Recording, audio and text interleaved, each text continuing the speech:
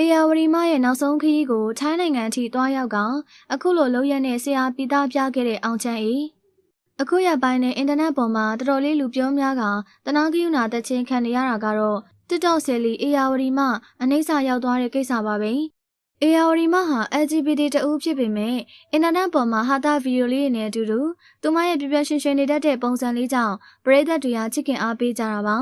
အေယာဝတီမခေါ်တင်ထွေးစော်ဟာအေယာဝတီတိုင်းငပူတော်မြို့နယ်စာတီးဖြစ်ကထိုင်းနိုင်ငံမဲဆောက်မြို့မှာအတော်ရီနဲ့အတူတူနေထိုင်နေတာပါ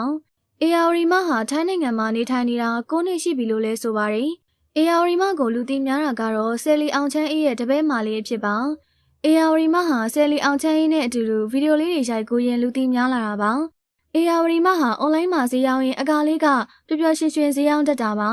အေယာဝတီမဟာအမျိုးသားဖြစ်ပေမဲ့ LGBT မို့လှလှလေးနေရတာကိုသဘောကျပါတယ်ဒါကြောင့်လဲအားလုံးကအေယာဝတီမကိုချစ်ခင်အားပေးကြကဈေးဝယ်ပေးကြပါတယ်ဒါပေမဲ့လည်းအခုရက်ပိုင်းမှာတော့အေယာဝတီမနဲ့ပတ်သက်ပြီးတော့စိတ်မကောင်းစရာဖြစ်ပျက်ခဲ့တာအားလုံးသိပါပဲအေယာဝတီမဟာသူမရဲ့ချစ်သူကောင်းလေးကခေါ်တာကိုတွားရောက်တွေ့ဆုံရင်းနဲ့ဘဝကူးခဲ့ရတာပါ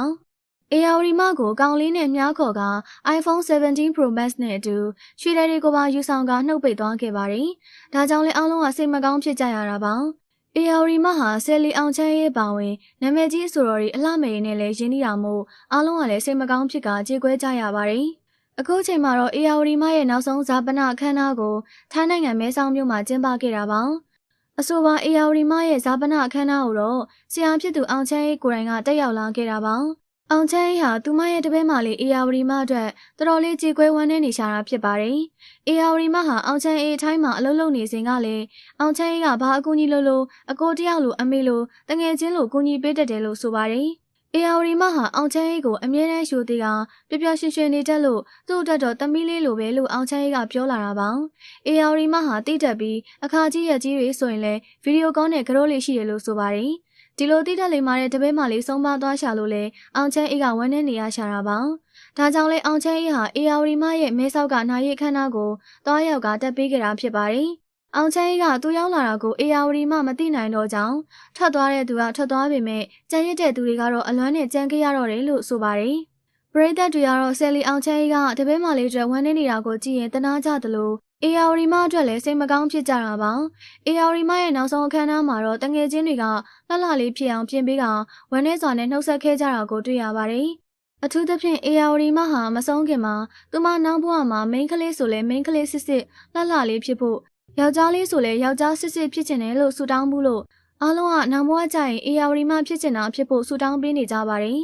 ထူးခြားတာကတော့အခမ်းအနားအတွင်းမှာအေယာဝတီမအမြဲသုံးနေကြရင်မွေးနှံတွေတရင်လုံးတင်းပြတ်နေခဲ့တယ်လို့သိရတာပါ။ဒါကြောင့်တငယ်ချင်းတွေကအေယာဝတီမအနားမှာရှိနေသေးတယ်။သူမရှိနေတယ်ဆိုတာကိုအနက်နဲ့တက်တည်ပြလိုက်တယ်လို့ပါပဲ။တငယ်ချင်းတယောက်စီမှာတော့အချားမြင်ကနေတဆင့်အေယာဝတီမကသူမကိုလှုပ်သွားတဲ့တရက်ခန့်တွေဟာအခုဆိုရင်မြန်မာနိုင်ငံဘက်ကိုနေဆက်ကနေတဆင့်ထွက်ပြေးတိမ်းရှောင်နေကြပြီလို့လည်းပြောပြခဲ့ပါတယ်။အေယာဝတီမရဲ့အဖြစ်ဆိုးကိုကြားရတဲ့သူတိုင်းကစိတ်မကောင်းဖြစ်နေကြသလိုသူမကိုလှုပ်သွားတဲ့သူတွေအမြန်ဆုံးဖမ်းဆီးရမိဖို့နဲ့သူမအနေနဲ့ကောင်းရာဘုံဘဝကိုအမြန်ဆုံးရောက်ရှိပါစေလို့ဆုတောင်းပေးနေကြပါတယ်။ပရိသတ်တွေအားရောတပည့်မလေးရဲ့နောက်ဆုံးခရီးကိုလိုက်ပို့ခဲ့တဲ့အောင်ချမ်းအေးနဲ့အေယာဝတီမအဖြစ်ပေါ်မှာမိမိတို့အမြင်ကိုပြောသွားကြပါအောင်ရှင်။